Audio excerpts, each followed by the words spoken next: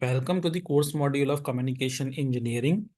In my previous lecture, I have already started random variable topic, and in this topic, I described you about the discrete random variables. And in the today's lecture, I'm going to talk about the continuous random variable, and I will be discussing about the probability density function and Gaussian random variable, and I will also discuss about the Q function and error function. So let's begin this discussion. So as I said in the case of continuous random variable, so generally in the case of random continuous random variable, this random variable x can take any value in between the given range. So suppose that if we have any random signal generator and that signal is denoted by xt, then this signal xt is can have any random value in between a certain range. So let us say that this range in this example, it may be from -3 to 3.5 volt. So in between it can take any continuous value. Okay, and therefore we can say that this continuous random variable x will be taking infinite number of possible outcomes. Okay, it will be taking infinite number of possible outcomes, right? So in case of continuous random variable, one thing that we have to take care is that generally we cannot define the probability of getting a certain outcome. Okay, so for example, if I ask you what is the probability that this particular random variable x will be taking x equal to 1 volt, and then normally this type of probability will be 0 in the case of continuous random variable. You try to recall that in the case of discrete random variable, such probabilities can be defined. Okay, so if you remember the throwing a dice experiment, I explained you there were outputs like 1, 2, 3, 4, 5, 6. So we could define the probability. What is the probability of getting x equal to 1, 2, 3, 4, 5, 6, and so on.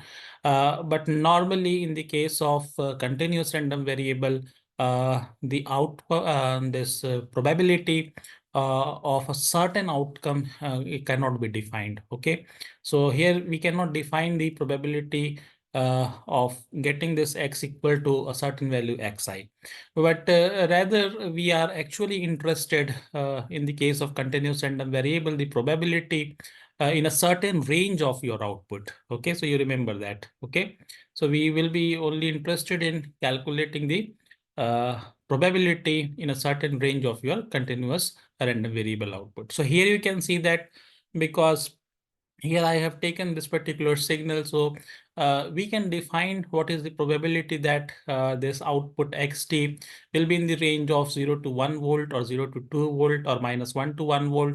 But we cannot define what is the probability that this random variable x will be taking exactly value equals to 1. So this cannot be defined, that we have to remember.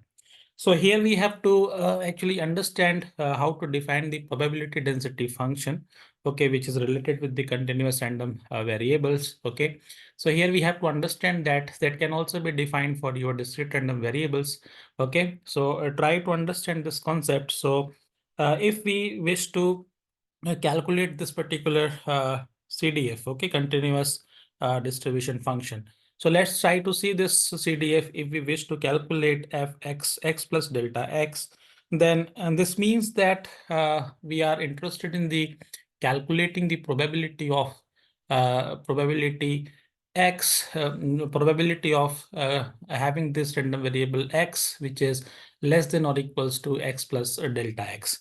So here, this probability can also be written as this is the probability that the random variable x will be less than or equals to x plus the probability that this random variable will be in between x to x plus delta x. So this way we can also define this particular probability. Okay, so this particular CDF continuous distribution function can also be defined in this fashion, right?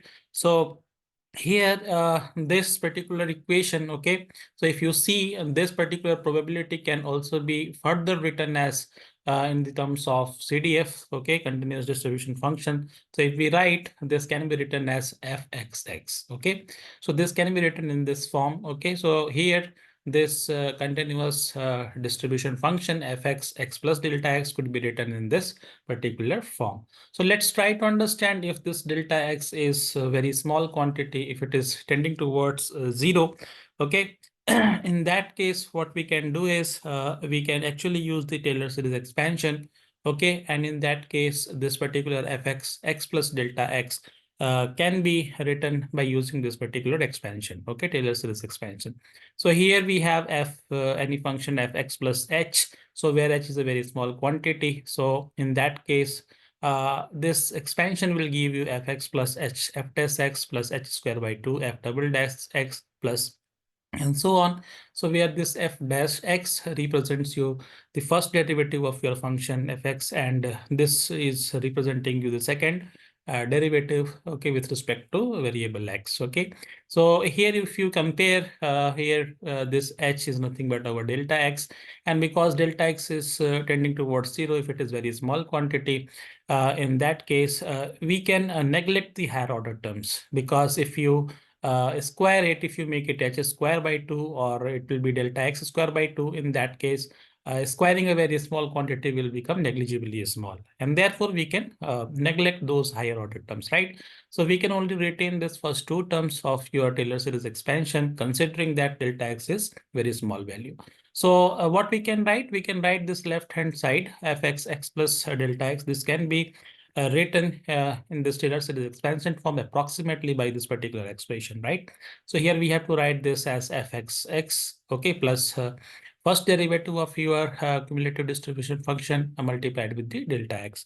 So if we consider this equation number 1 and 2, and then we can write this expression as fxx plus first derivative of this CDF multiplied with delta x equals to this right hand terms fx x plus this probability. Okay, so here we can see that this left hand side fxx and this right hand side fxx will be cancelled out, and we will be getting this particular expression. So here we can define this derivative of your cumulative distribution function by another variable pxx. So normally this pxx is called as your probability density function, right? So this is the mathematical definition of your probability density function that we have to remember. So probability density function is mathematically defined as it is the derivative of your uh, cumulative distribution function, right? It is the first derivative of your cumulative distribution function. So what does it mean by having the probability density functions that we have to understand? So here you can see that in the probability density function, we can write in this way. We have to represent it by a small PDF. Okay, so you remember that the capital PDF I have already used for denoting you the probability distribution function. Okay, so here we can use this short form, right? We have to use this smaller case PDF. And there I have already defined capital PDF, which is stands for probability distribution function, which is same as your CDF, okay? It is cumulative distribution function.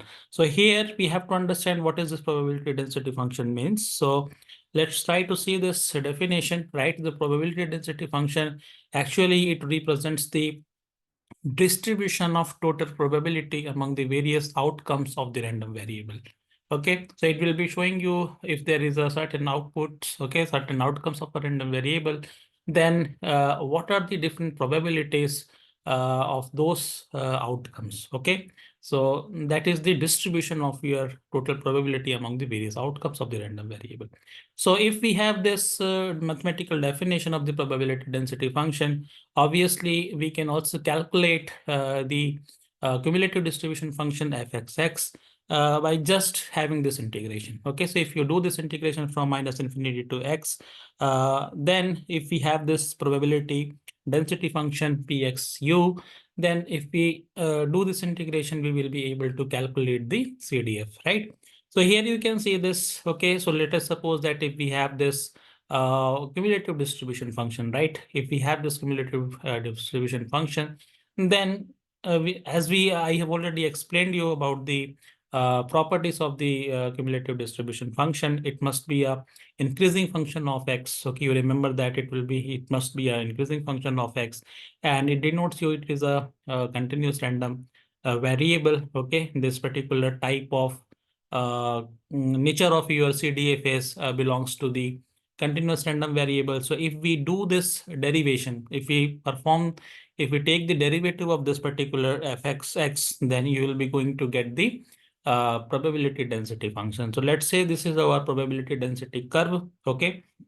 So here we can again calculate the different probabilities the way we have calculated by using the cumulative distribution function. Again, we can use the probability density function to calculate those probabilities. So if we have the probability density function of any random variable x, then it is easy to find out the different probabilities. So what are the properties of this probability density function that we can see here? This is the first property of your probability density function, that if we have the probability density function and if you integrate it from minus infinity to infinity, okay, then this probability will be equals to 1. Okay, so remember this important property. If we do this integration from minus infinity to infinity, then area under the probability density curve, the total area will be equals to unity, right? It will be denoting you the maximum probability. Fine. Similarly, if you wish, you can calculate this integration. Okay, if this integration is from minus infinity to x1.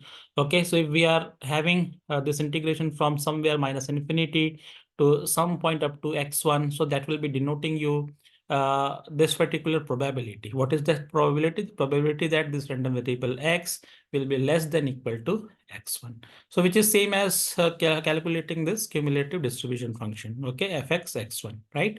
So this particular definition belongs to your CDF. Similarly, if you wish to calculate this particular integration x1 to x2, then if you perform this integration, okay, if you have the probability density function of any random variable, and if you perform this integration from certain range x1 to x2, it will be giving you the probability that this random variable x will be in between x1 to x2. This is the probability of having this particular range of your random variable.